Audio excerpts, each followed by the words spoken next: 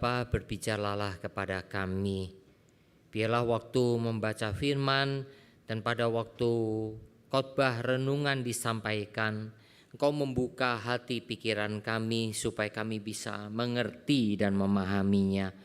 Dan kami percaya Roh Kudus akan juga menanamkannya dalam hati pikiran kami serta memampukan kami melakukannya dalam kehidupan kami. Jangan sampai ya Bapa, firman itu menjadi sia-sia seperti benih yang tertabur atau jatuh di jalanan, atau seperti benih yang jatuh di tempat bebatuan. Bahkan jangan sampai juga jatuh di tempat semak berduri, sehingga firman itu tidak bertumbuh dalam diri kami. Tapi biarlah seperti benih gandum yang tertanam di tanah yang baik, sehingga menghasilkan buah yang berlipat-lipat. Kiranya ya Tuhan, Kau sedia akan menolong hamba-Mu, menolong kami semua. Di dalam nama Tuhan Yesus Kristus kami berdoa. Amin. Kita belajar bersama-sama dalam Minggu Prapaskah yang pertama ini dari Keluaran 29 ayat 38 sampai 46. Keluaran 29 ayat 38 sampai 46, demikian firman Tuhan. Inilah yang harus kau olah di atas mezbah itu, 2 anak domba berumur setahun tetap tiap-tiap hari. Domba yang satu haruslah kau olah pada waktu pagi, dan domba yang lain kau olah pada waktu senja. Dan beserta domba yang satu kau olah 1/10 eva tepung yang terbaik dengan minyak tumbuk 1/4 hin dan korban curahan dari 1/4 hin anggur. Domba yang lain haruslah kau olah pada waktu senja sama seperti korban sajian, dan korban curahannya pada waktu pagi harus engkau mengolahnya sebagai persembahan yang harum, suatu korban api-apian bagi Tuhan. Suatu korban bakaran yang tetap di antara kamu turun-temurun di depan pintu kemah pertemuan di hadapan Tuhan. Sebab di sana aku akan bertemu dengan kamu untuk berfirman kepadamu. Di sanalah aku akan bertemu dengan orang Israel, dan tempat itu akan dikuduskan oleh kemuliaanku. Aku akan menguduskan kemah pertemuan dan mezbah itu, lalu Harun dan anak-anaknya akan kukuduskan supaya mereka memegang jabatan imam bagiku. Aku akan diam di tengah-tengah orang Israel, dan aku akan menjadi Allah mereka. Dan mereka akan mengetahui bahwa akulah Tuhan Allah mereka yang telah membawa mereka keluar dari tanah Mesir, supaya aku diam di tengah-tengah mereka. Akulah Tuhan Allah mereka. Demikian bacaan firman, berbagi Alkitab yang merenungkan dan melakukannya dalam hidup kita. Saudara, korban pagi dan korban petang. Peraturan korban dalam Perjanjian Lama jarang sekali dikhotbahkan di gereja. Jarang. Saya tidak tahu, saudara, selama ini saudara bergereja pernah enggak mendengar khotbah mengenai korban-korban? Ya. Padahal saudara, korban-korban yang diajarkan di Perjanjian Lama ini memiliki pemahaman dan pengertian yang dimaksud oleh Tuhan tentunya. Dan sebagai orang Kristen kita tidak boleh mengabaikan. Mengapa? Oleh karena pada waktu kita mau mengerti, memahami korban dari Yesus Kristus, kita sebut sebagai anak domba Allah. Saudara harus mengerti semua korban yang tercantum di Perjanjian Lama. Karena kalau tidak begitu, saudara menjadi miss. Kita terhilang, kita tidak ngerti apa itu arti pengorbanan Yesus. Kayak itu saudara, nanti dalam tema-tema khotbah kita selama ini, nanti selama 1 tahun ini, nanti kita satu waktu akan juga masuk ke dalam satu pemahaman yang baru. Misalnya, saya berikan contoh saja langsung. Paskah, hari raya Paskah. Setiap orang Israel harus merayakannya. Yang tidak merayakan, bunuh mereka. Itu perintah Tuhan. Tidak merayakan Paskah, bunuh orang Israel. Perintah Tuhan rasanya kejam. Mengapa kok begitu ya? Oleh karena Paskah adalah tanda pembebasan. Paskah adalah tanda bahwa Israel adalah umat Tuhan. Kalau umat Israel ada yang lupa merayakan Paskah, dia harus dilenyapkan dari muka bumi. Itu perintah Tuhan. Kata saudara, saya pernah mengatakan kepada saudara kan, orang Kristen yang betul-betul orang Kristen harusnya mengerti Paskah. Paskah itu harus dirayakan.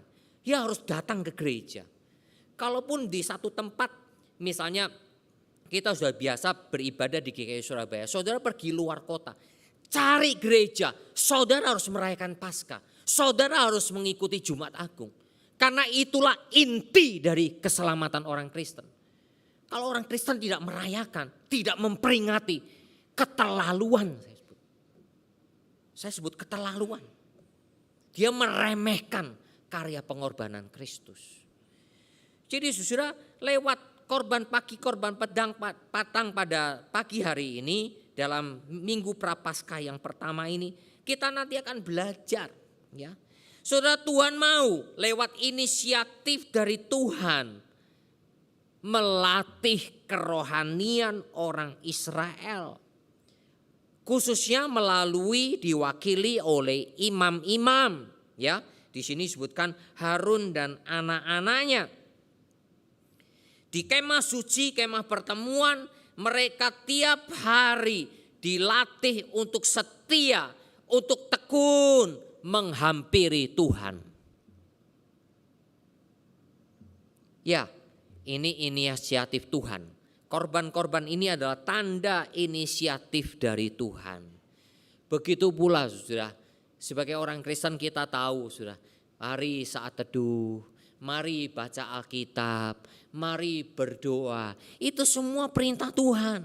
Itu inisiatif Tuhan. Kalau saudara tidak lakukan itu, satu tanda tanya besar. Apakah betul saudara adalah orang Kristen? Tanda tanya besar. Memang saya tidak tahu saudara betul-betul Kristen apa enggak. Saya tidak tahu karena saya bukan Tuhan. Tetapi Tuhan tahu saudara betul-betul Kristen atau bukan. Tuhan tahu ya. Nah saudaraku yang kasih oleh Tuhan, dikatakan korban pagi, korban petang dilakukan tiap hari tanpa henti. Korban ini korban yang tetap turun-temurun, disebutkan di ayat 42. Sebelumnya di dalam ayatnya yang ke-38, tetap tiap-tiap hari. Saudara, yang dikorbankan tiap hari itu 2 anak domba. Anak domba itu umurnya setahun, enggak boleh lebih, ya. Setahun anak domba. Itulah mengapa kita nyanyikan tadi juga ada anak domba, betul kan? Anak domba Allah, anak domba Allah. Tiap hari, pagi, petang, tiap hari. Tadi saudara kita disebutkan diolah. Diolah dengan apa? Diolah dengan 1/10 eva tepung terbaik dengan minyak, ya, minyak tumbuk. Lalu dengan curahan 1/4 hin anggur.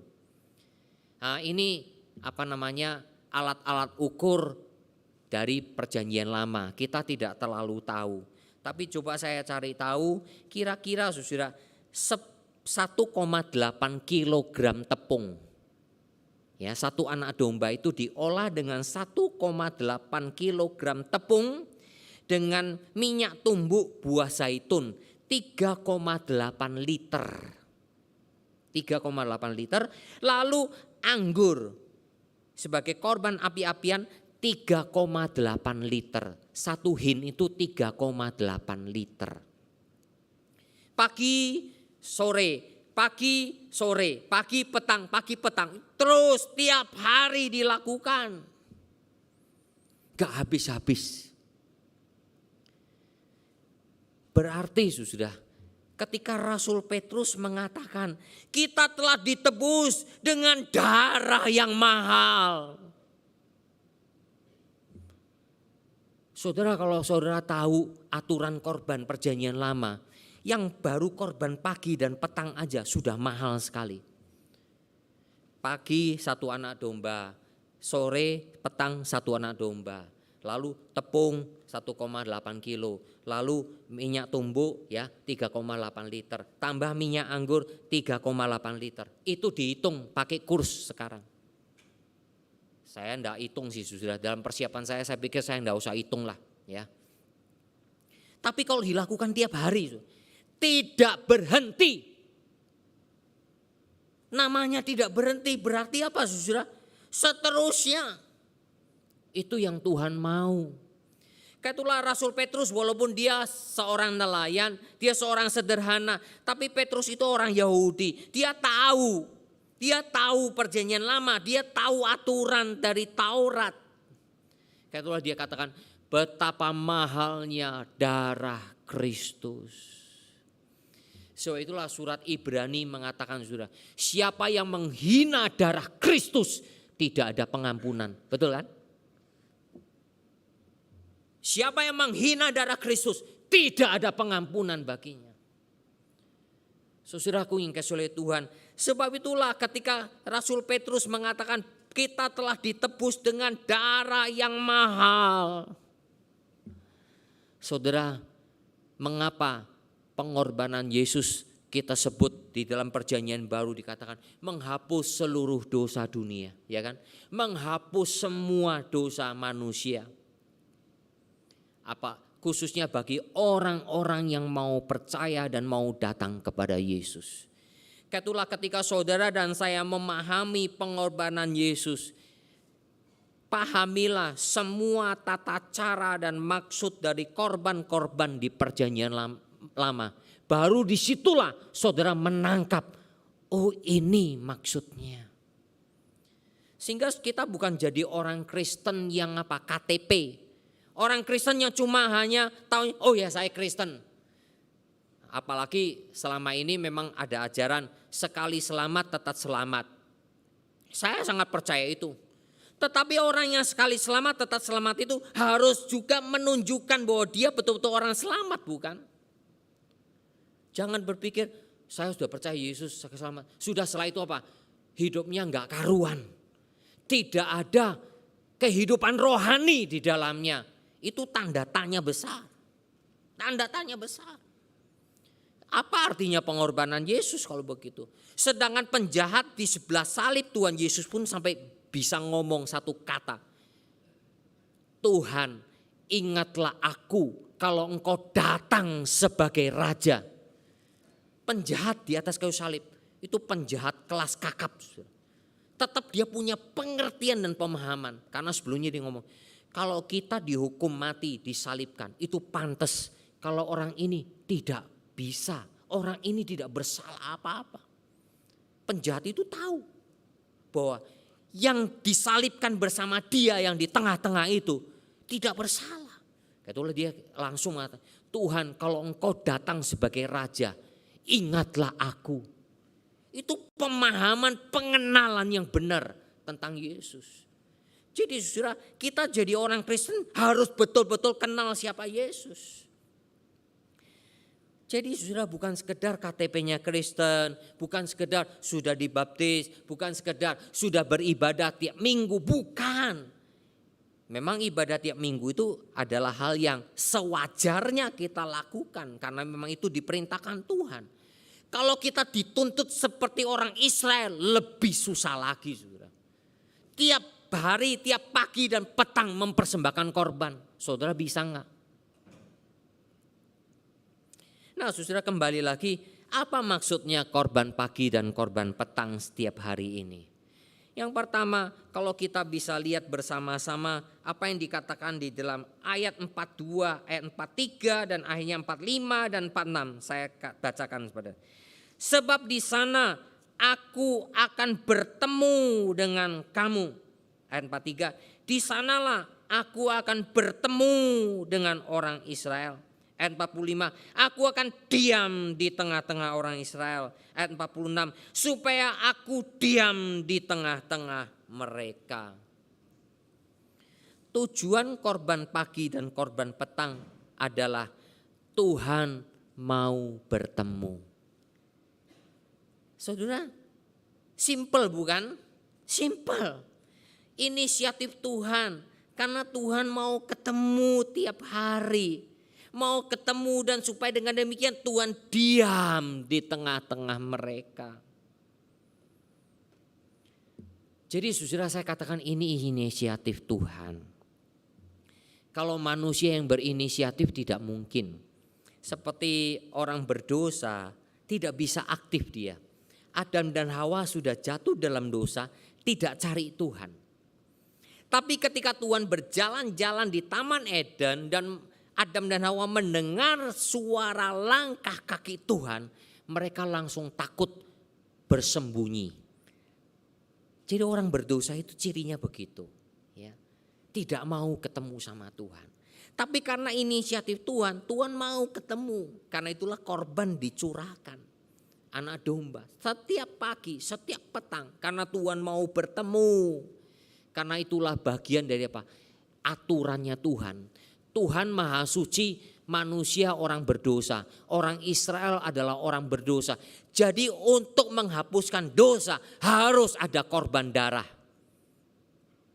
Nah, Perjanjian Lama, Taurat juga mengatakan tidak ada pengampunan kalau tidak ada pencurahan darah. Itulah anak domba disembelih tiap hari, pagi dan sore atau petang. Tiap hari. Karena disitulah Tuhan melayakkan bangsa Israel bertemu dengan Tuhan. Saudara yang kasih oleh Tuhan. Sebab itulah Tuhan harusnya menjadi subjek dalam hidup kita orang Kristen. Pada waktu itu juga sama. Tuhan yang menjadi subjek bagi orang Israel. Bahwa Tuhanlah yang menjadi sumber segalanya. Saudara, kita tahu slogan reformasi itu boleh kata hampir banyak gereja selalu kalau reformasi ya khotbahin itu terus. Apa itu? Ada 5. Sola scriptura, hanya Alkitab. Sola fide, hanya oleh iman. Sola gratia, hanya karena anugerah. Solus Christus, hanya oleh Kristus. Soli Deo Gloria, hanya untuk kemuliaan Tuhan. Reformasi bagus sekali, 5 sola. Tapi ada satu slogan lagi yang penting untuk apa? Kehidupan orang Kristen. Coram Deo. Coram Deo itu artinya hidup di hadapan Tuhan. Jadi orang Israel pada waktu itu dilatih oleh Tuhan untuk sadar bahwa Tuhan itu hadir di tengah-tengah mereka. Tuhan itu diam di tengah-tengah mereka. Karena itu pada waktu mereka menjalani kehidupan tiap hari, mereka selalu ingat Tuhan ada di tengah-tengah kita. Coram Deo, sehingga kita takut kepada Tuhan. Maksudnya hormat. Itu orang Kristen yang hidupnya selalu coram Deo, dia tidak berani memfitnah, dia tidak berani. 2, dia tidak berani nyumpahin orang-orang. Dia tidak berani maki-maki orang. Dia tidak berani nuduh-nuduh orang. Dia tidak berani. Karena apa? Dia selalu sadar hatinya dan pikirannya, aku hidup di hadapan Tuhan. Seperti yang akhirnya Paulus katakan, ketika engkau makan, ketika engkau minum atau melakukan segala sesuatunya, lakukanlah itu seperti untuk Tuhan. Itu namanya coram Deo. 1 Korintus 10 ayat 31 dan Kolose 3 ayat 23. Jadi saudara, kita sadar bahwa kita lakukan semuanya dalam hidup kita karena Tuhan itu selalu ada dan diam bersama kita. Bukankah Roh Kudus ada di dalam diri kita yang percaya kepada Tuhan? Nah, apakah kita selalu mengikuti pimpinan Roh Kudus? Apakah kita selalu sadar Tuhan, Engkau bersama aku. Jadi Tuhan bersama akunya itu jangan untuk menghibur kita. Tuhan, aku percaya Engkau bersama aku. Tuhan, saya lagi susah ini. Tuhan, saya lagi, tolong ya Tuhan, saya lagi rumit ini Tuhan. Bukan sekedar itu, tapi juga pada waktu saudara sedang senang, pada waktu saudara sedang melakukan sesuatu apapun, selalu sadar itu. Itu namanya coram Deo. Seorang Kristen yang bernama, yang disebut Brother Lawrence, namanya Lawrence. Saudara, dia hidup pada abad kira-kira 17-18. Dia mendapatkan pekerjaan di istana kerajaan. Tapi pekerjaannya itu kurang enak, saudara. Kerjaannya di mana? Di dapur. Kerjaannya di dapur. Tapi ya bagaimana ya? Karena memang dia punya kemampuannya hanya di situ. Pekerjaan di dapur itu pekerjaan yang dianggap rendah.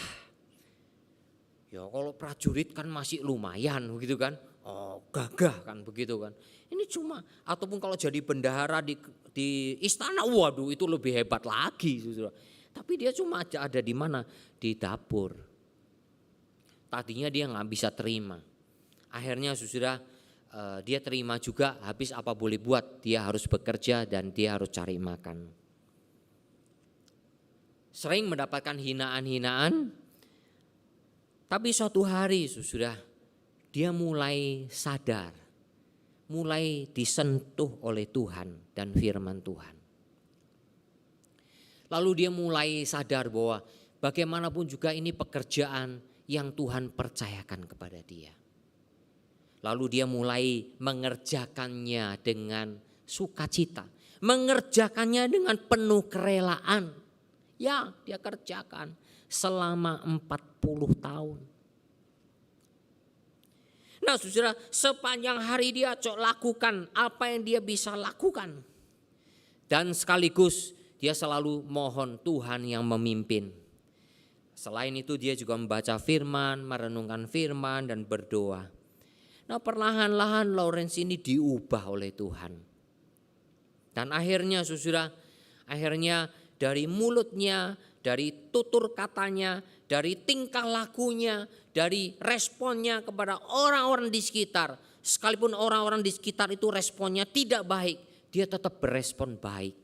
Tetap berespon baik. Terjadi perubahan yang luar biasa. Dan dia mulai didekati sama teman-temannya. Pertama di dapur dulu karena mereka lihat nyata perubahannya. Lalu kemudian lama-lama tersiar kabar di istana itu. Akhirnya orang-orang yang berpendidikan termasuk orang-orang yang berkedudukan di istana itu pun minta nasihat kepada Lawrence ini. Karena apa? Hidupnya telah diubah oleh Tuhan. Dia selalu sadar ketika aku melakukan segala sesuatu, aku melakukannya seperti di hadirat Tuhan. Itu namanya coram Deo. Ketika dia sudah sekarat, lalu teman-temannya menolong dia, merawat dia. Dia tidak merasa sekarat. Aku tidak sekarat, aku tetap dalam keadaan baik. Tidak perlu ragu-ragu. Aku tetap akan menjalankan hidupku nantinya. Ketika aku bertemu dengan Tuhan, aku akan melakukan seperti apa yang aku lakukan selama 40 tahun pengabdianku untuk Tuhan di dapur ini. Saudara, orang yang Tuhan yang bertemu dengan setiap orang itu pasti akan diubah. Itulah kalau saudara dan saya bertemu dengan Tuhan tiap hari, pasti Tuhan akan merubah kita. Kalau kita enggak berubah seperti Tuhan, apakah saudara tiap hari bertemu dengan Tuhan? Tanyalah pada diri kita sendiri. Atau kita merasa kita bertemu dengan Tuhan, tapi ternyata kita tidak pernah berubah. Karakter kita tetap sama. Suka jelek-jelekin orang lain. Suka merasa dirinya yang paling benar. Dan seterusnya. Itu berarti saudara yang salah, bukan Tuhan yang salah. Jadi saudara, jelas sekali Tuhan mau bertemu. Tuhan mau bertemu. Ini yang pertama. Yang kedua, Tuhan mau berfirman. Ya, karena disebutkan dengan jelas ayat 42. Aku akan bertemu dengan kamu untuk berfirman kepadamu. Berbicara. Firman itu untuk ditunjukkan kepada orang Israel. Saudara, bagaimana mungkin saudara dan saya bisa mengerti firman Tuhan kalau saudara dan saya tidak pernah membaca firman? Tak mungkin. Saudara, kalau saudara cuma hanya dengar dari YouTube ini ya, ataupun dari Instagram atau apa, omongan orang deh ya, ngomong renungan atau apa. Ngambilnya dari ayat Alkitab. Wah, bagus. Tapi saudara tidak pernah membaca secara utuh kebenaran firman. Saudara nggak tahu itu disesatkan atau tidak. Saya tidak mungkin lagi mensortir karena terlalu banyak, sudah tidak mungkin. Bayangkan saudara, Adam dan Hawa pada waktu dicipta oleh Tuhan, sudah dicipta dalam keadaan baik, sempurna. Tuhan berikan perintah, semua buah dalam taman ini boleh kamu makan. Kelola baik-baik ya. Ada satu ayat yang penting. Jangan kamu makan buah dari buah pengetahuan, pohon pengetahuan baik dan jahat. Kamu pasti mati. Satu ayat tok. Lalu Hawa dipelintir sama pikirannya dipelintir sama setan. Bukankah Tuhan berfirman semua buah tidak boleh dimakan? Ya, padahal Tuhan berfirman semua buah boleh dimakan kecuali satu, buah pengetahuan baik dan jahat. Iblisnya pinter ya, ular itu pinter. Saya percaya iblis itu cuma mau tahu perintah Tuhannya apa. Jadi ngomongnya apa? Bukankah semua buah tidak boleh kamu makan? Ya. Pinter dia untuk apa? Mancing. Akhirnya kena. Setelah dipancing kena. Enggak boleh, cuma hanya satu yang enggak boleh. Bahkan diraba pun enggak boleh. Nah sudah nambah. Udah nambah. Bayangin dalam keadaan yang waktu itu sempurna, belum berdosa, itu pun sudah bisa menambah firman. Lalu akhirnya setan ngomong apa? Kamu sekali-kali tidak akan mati. Ya. Hawa menggantinya dengan nanti mati. Tuhan ngomongnya pasti mati. Hawa mengganti dengan nanti mati. Iblis ngomong apa? Ular, sekali-kali tidak mati. Cuma satu firman, cuma satu perintah Tuhan.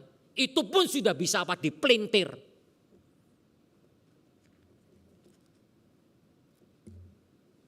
Firman Tuhan ini sudah segini sudah. Saudara harus baca, renungkan tiap hari. Saudara, bukan karena saya pendeta maka saya membaca. Dulu saya setelah bertobat saya mulai belajar membaca Alkitab. Tiap hari belajar, baca. Waktu itu lebih susah lagi karena apa? Ada terjemahan lama. Kalau saudara tahu terjemahan lama bahasa Indonesia itu lebih susah lagi memahami. Saya nggak punya Alkitab ya, pinjem perpustakaan dari sekolah. Ya, pinjem. Saya pinjem ya. Nanti setelah waktunya dikembalikan pinjem lagi. Karena saya nggak punya Alkitab. Baca, kadang-kadang nggak ngerti.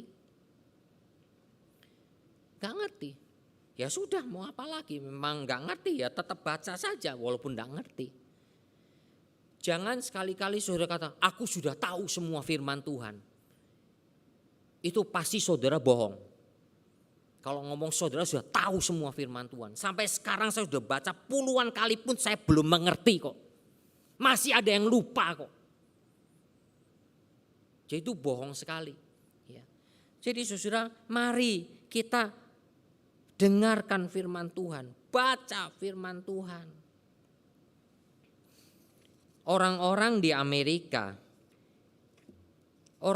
Amerika adalah orang-orang yang hidup di tengah-tengah budaya yang sangat kental dengan sosok yang bernama Yesus. Saudara coba tanya sama orang di Amerika, ya ini menurut survei ya. Banyak, boleh katakan hampir 100% tahu nama Yesus. Tapi banyak yang buta Alkitab. Kayak itu saudara di Amerika, justru dalam negara yang kita sebut sangat demokratis ini, muncul aliran-aliran sesat. Ya kan? Muncul aliran sesat. Dari negara yang demikian ini, saudara, ada muncul novel-novel, termasuk ya ngomong Da Vinci Code dan sebagainya. Muncul juga film-film Hollywood, Jesus Christ Superstar. Itu semua hal yang salah dan keliru mengenai Yesus. Tapi dari novel itu ya ada juga mengenai Injil Yudas, lalu apalagi macam-macam, terus film-film menghasilkan duit banyak. Ya kan? Orang nonton, oh ya tahu Yesus, tapi disajikan apa? Yesus yang lain. Karena apa? Mereka buta mengenai Yesus yang dicantumkan dalam Alkitab. Saudara, saya harapkan kita orang Kristen di Indonesia, khususnya di GKI Surabaya, tidak menjadi orang Kristen yang buta mengenai Alkitab. Kalaupun mau lebih ringkas lagi ya, mengenai Yesus deh. Baca Injil baik-baik, 4 Injil. Baca baik-baik. Supaya dari situ kita mengerti siapa Yesus sebenarnya.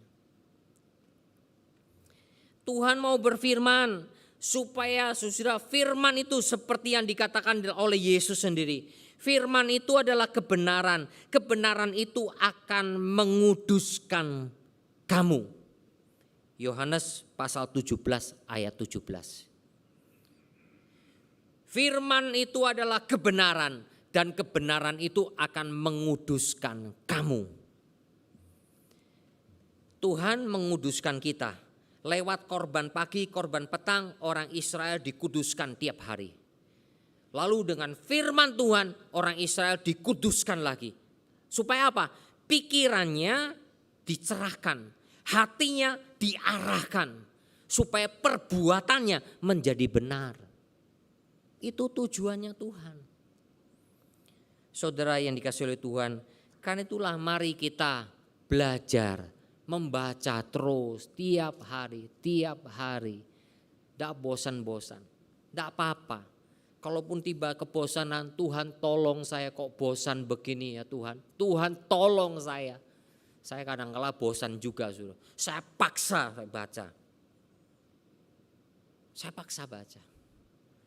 Ketika sudah membaca, saya bersyukur karena tiba-tiba mengalir kesukacitaan kepada firman Tuhan. Sukacita kepada firman, bukan lagi bosan.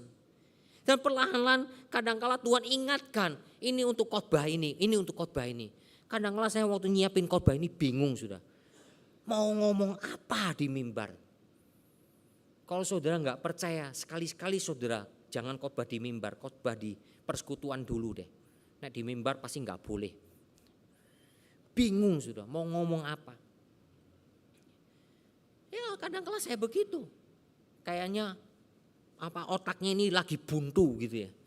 Tapi ya Tuhan tolong saya. Kadang-kala refreshing, kadang-kala juga dengar lagu-lagu rohani. Nanti terus pelan-pelan minta tolong, Tuhan tolong cerahkan. Tiba-tiba cerahkan. Ini kamu harus ngomong ini. Kamu harus pikir ini. Kamu ngomong ini, bicara ini. Kamu jelaskan ini.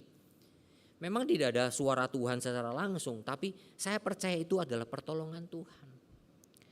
Jadi saudara yang dikasihi oleh Tuhan, korban pagi dan korban petang tujuannya cuma 2. Tuhan mau bertemu, Tuhan mau berfirman. Ini semua sudah digenapi dalam Yesus Kristus. Sehingga kita di gereja saya tidak tiap hari ngasih korban, tidak ada. Semua sudah digenapi oleh Yesus. Dan Yesus mau saudara dan saya tiap hari bertemu dengan Tuhan. Mau jam berapapun silahkan, 24 jam Tuhan standby. Dan Tuhan mau berfirman, baca Alkitab. Saya udah berdoa Pak Yones, terima kasih Tuhan pagi ini saya udah berdoa, sudah dibangun, diberi kesehatan, Tuhan tolong saya mau dagang, buka toko. Selesai, amin. Kayak laporan sama satpam. Saudara, Tuhan itu bukan satpam kita. Kita bertemu, bercakap-cakap, intim dengan Tuhan. Nah kalau kita intim dengan Tuhan itu pelan-pelan, itu nanti akhirnya apa? Kita akan serupa dengan Tuhan. Seperti anak kita ya, anak sering dengan mamanya, pasti lama-lama mirip dengan mamanya. Ya kan? Ya.